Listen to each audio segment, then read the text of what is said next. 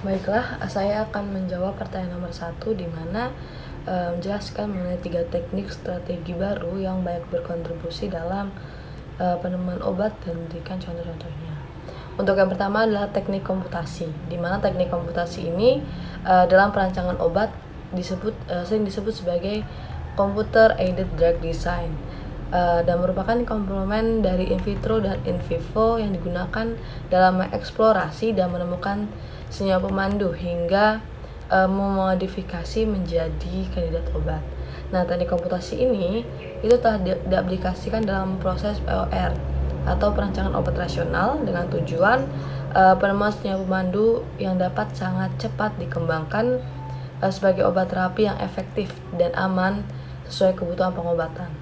Nah, ada 4 metode yang sering digunakan untuk menemukan senyawa pemandu dalam teknik komputasi ini, yaitu ada penapisan acak, ada ligand based drug design, ada struktur based drug design, dan de novo design. Nah, contoh dari teknik komputasi ini itu adalah pengembangan obat flu burung dan kanker payudara dengan metode struktur based drug design dalam teknik komputasi.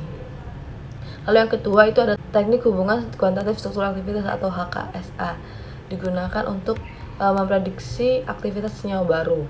Tetapi saat ini juga digunakan untuk memprediksi data endpoint, itu seperti toksisitas atau HKST, hubungan kuantitatif struktur toksisitas, dan sifat farmakokinetik atau HKSS, hubungan kuantitatif struktur sifat.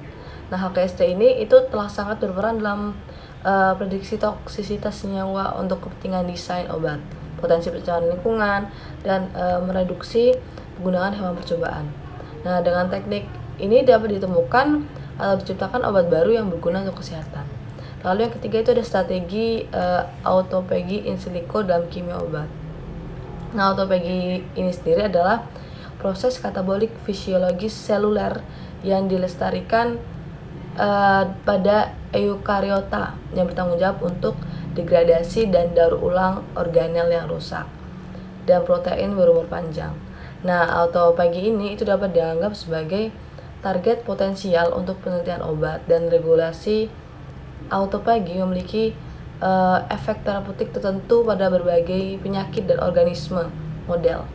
Nah, studi in silico ini itu menjadi suatu teknik penting yang digunakan untuk proses penemuan senyawa obat baru. Nah, contohnya itu ada penggunaan mikroarray gen sampel jaringan dari pasien untuk menemukan bahwa gen 7 varian RS8154 terkait autophagy dapat diidentifikasi sebagai indikator prognostik untuk kanker payudara.